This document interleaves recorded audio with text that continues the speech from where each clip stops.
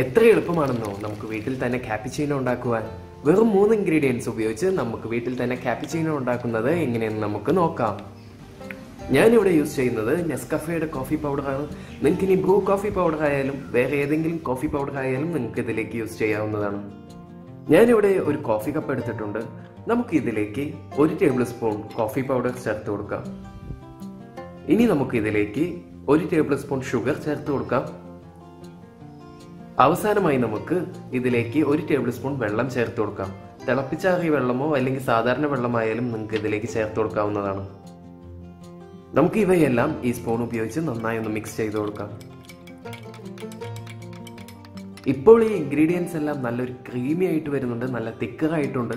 നമുക്കിത് നന്നായിട്ടൊന്നുകൂടി മിക്സ് ചെയ്ത് കൊടുക്കാം. ഏകദേശം 3 തൊട്ട് 4 മിനിറ്റ് വരെ മിക്സ് ചെയ്യേണ്ട വരും നമ്മൾ ഹാൻഡ് മിക്സ് ചെയ്യുമ്പോൾ.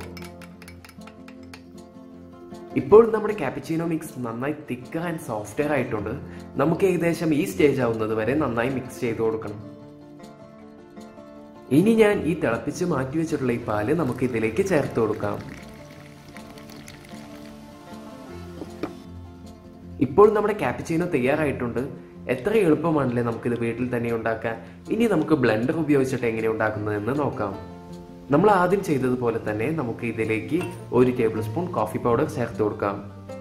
ഇനി നമുക്ക് ഇതിലേക്ക് 1 ടേബിൾ സ്പൂൺ പഞ്ചസാര ചേർത്ത് കൊടുക്കാം. ഇനി നമുക്ക് അവസാനമായി ഇതിലേക്ക് 1 ടേബിൾ സ്പൂൺ വെള്ളം അഥവാ നിങ്ങൾക്ക് പാലായാലും ഇതിലേക്ക് ചേർത്ത് കൊടുക്കാവുന്നതാണ്. ഞാൻ എൻ്റെ ഈ ബ്ലെൻഡറിന്റെ ഒരു മിക്സിംഗ് ബ്ലേഡ് ഉപയോഗിക്കുന്നുള്ളൂ, നമ്മൾ ഗ്ലാസ്സിലിട്ട് മിക്സ് ചെയ്തെടുക്കുന്നത് കൊണ്ട്. ഇനി നമുക്ക് ബ്ലെൻഡർ ഹൈ സ്പീഡിലിട്ടിട്ട് ഏകദേശം 1.5 മിനിറ്റ് നമുക്കിത് നന്നായി മിക്സ് ചെയ്തെടുക്കാം. ഇപ്പോൾ നമ്മുടെ കാപ്പിച്ചീനോ മിക്സ് നന്നായി തിക്കർ ആൻഡ് സോഫ്റ്റ്വെയർ ആയി തുടങ്ങിയിട്ടുണ്ട്.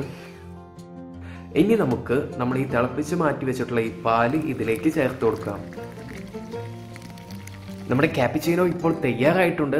നിങ്ങളെല്ലാവരും ഈ റെസിപ്പി വീട്ടിൽ തീർച്ചയായും ട്രൈ ചെയ്ത് നോക്കണം. ട്രൈ ചെയ്ത് ഇഷ്ടപ്പെട്ടിട്ടുണ്ടെങ്കിൽ ലൈക്ക് ചെയ്യുക, നിങ്ങളുടെ ഫ്രണ്ട്സിനും റിലേറ്റീവ്സിനും ഈ റെസിപ്പി ഷെയർ ചെയ്യുക.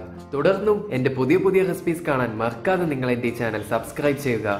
And see you on next recipe.